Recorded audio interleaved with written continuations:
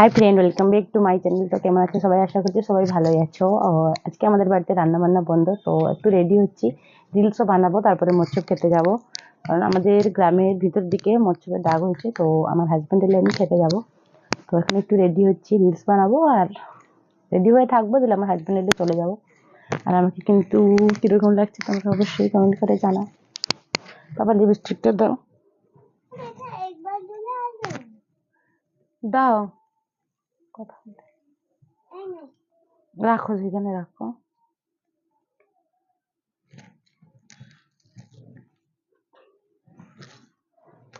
এই কাপড়ের সঙ্গে এই হারটা খুব সুন্দর লাগে আমাকে পরতে। লাইট টিপ দিলে বলুন।